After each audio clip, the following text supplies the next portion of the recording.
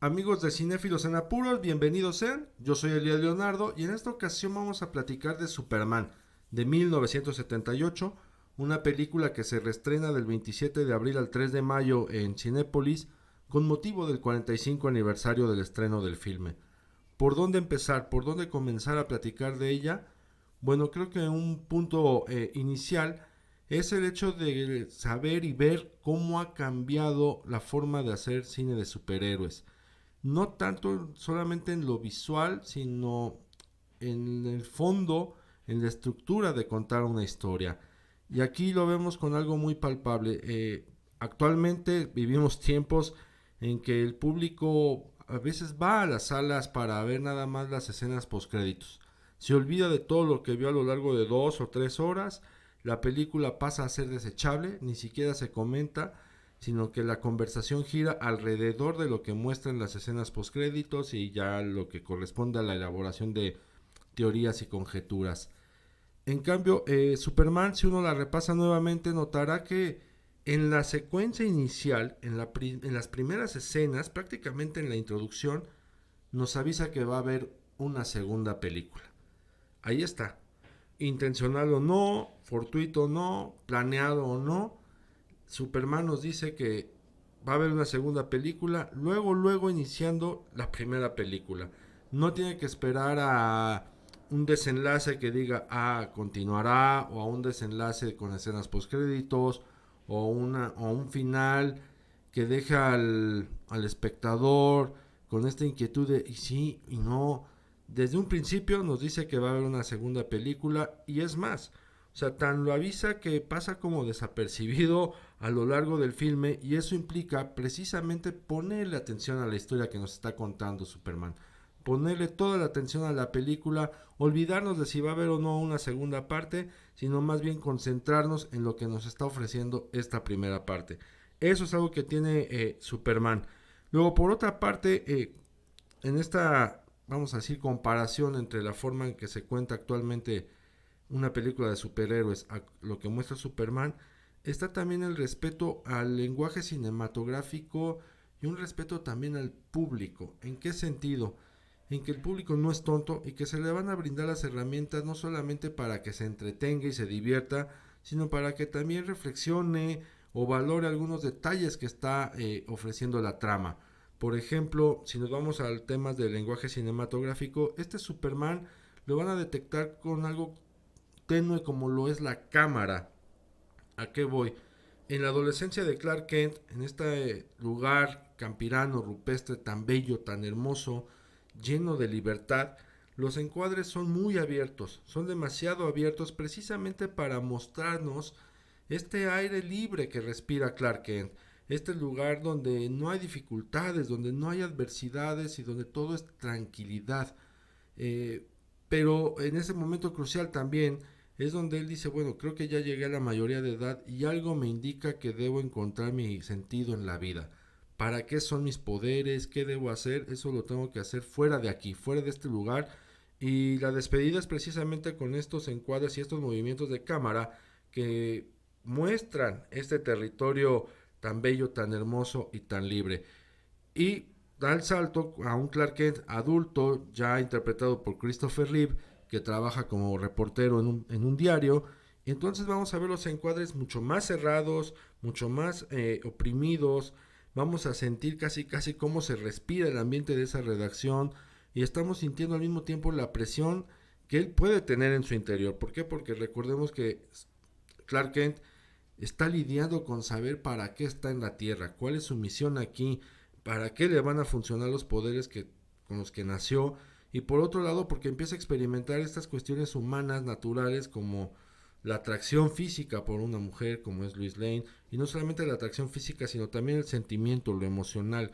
Entonces estos dos extremos lo vemos reflejado, le digo, vean los encuadres y son cada vez más reducidos, los espacios son más pequeños, hay muchos interiores incluso, entonces desde ahí ya la película de Superman nos habla del lenguaje cinematográfico y por otro lado también con la música tiene algo que ver, no nada más es un tema bonito que escuchamos en los créditos iniciales, sino que va a ir acompañando la transición del camino del héroe, en este caso Clark Kent, Superman. La música se va a repetir justo en el momento en que él interviene por primera vez ya como el hombre de acero, cuando salva a Lois Lane de una desgracia, de una tragedia, y posteriormente la música también va a sonar en otros momentos relevantes de esta transición, aceptación que ya tiene Clark Kent como un hombre que se siente con la responsabilidad de salvar al planeta Tierra y a sus habitantes de algunos daños o estragos que otros quieren causar, y finalmente también va a acompañar hacia la recta final, pues para ver a un Superman ya consumado, ya aceptado y asimilado en su condición. Entonces la música también nos está queriendo decir y contar algo, no está nada más ahí de ocurrencia, no, ni tampoco se recurren otros temas musicales de relleno, sino que se respeta la partitura original de John Williams para acompañar la transición del camino del héroe. Y otro punto para rescatar de este Superman es el director, Richard Donner. ¿Quién es Richard Donner? Seguramente muchos de ustedes crecieron viendo sus películas, se volvieron cinéfilos gracias a él y a lo mejor ni se han dado cuenta.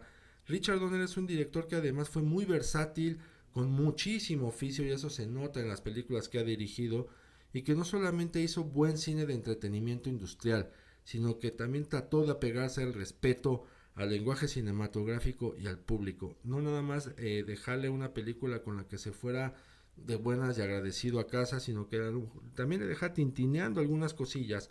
Y pues, para que se dé una idea, Richard Donner dirigió La Profecía, protagonizada por Gregory Peck y Lee Remick, donde vemos al pequeño Damien, que no es otra cosa más que el anticristo.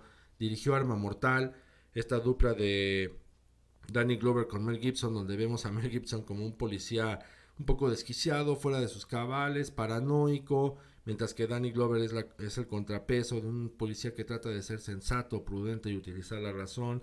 También dirigió Los Goonies, una película de corte juvenil de aventuras, donde estos chicos buscan un tesoro. Bueno, Los Goonies forma parte también de haber marcado una generación icónica en los 80, entre ellos pueden ser sus papás, pueden ser sus abuelos o ustedes mismos.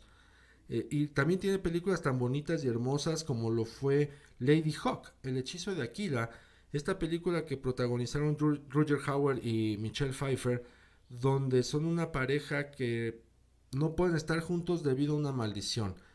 Ella de día es un halcón que acompaña a este caballero que es Roger Howard, mientras que en la noche se invierten los papeles. Ella pasa a cobrar su figura humana mientras es protegida por un lobo. Este lobo no es más que Roger Howard convertido en este animal. No pueden estar juntos, tienen que estar viviendo en esta dualidad de convertirse entre humano y animal debido a una maldición que ellos mismos buscarán romper para poder volver a amarse como lo hicieron alguna vez. Es una película muy bonita, muy linda, véanla, vale mucho la pena repasarla de nuevo. Este es Richard Donner, este es un director que supo hacer del entretenimiento no solamente un cine agradable para el espectador, sino también un cine que perdura, un cine que se queda en la memoria y que puede forjar la cinefilia. Hay que agradecerle eso. Habrá quienes digan que no, que es puro cine comercial. Sí, pero ese cine fue el que nos llegaba a muchos y que también nos introdujo a querer saber más y más y más de otras cosas. Y en ese saber más y más de otras cosas, Superman nos pone, por ejemplo, a Margot Kidder, la protagonista, que es Lois Lane. Margot Kidder es una actriz que desafortunadamente no fue muy utilizada en cine, no tuvo todas las oportunidades que ella merecía porque en verdad era una gran actriz. Y pues uno de sus primeros papeles fue con Brian De Palma, otro de los grandes realizadores y artesanos cinematográficos que ha dado Hollywood, con la película Sisters, donde interpreta a dos hermanas de las cuales una de ellas comete un asesinato y el chiste es saber quién fue, por qué lo hizo. Vamos a lidiar con un thriller de que también lleva trastornos de la personalidad, unas muertes ahí ocultas, en fin, es un thriller muy interesante con el cual iniciaba camino Brian De Palma y que a su vez nos mostraba el talento de Margot Kidder como actriz.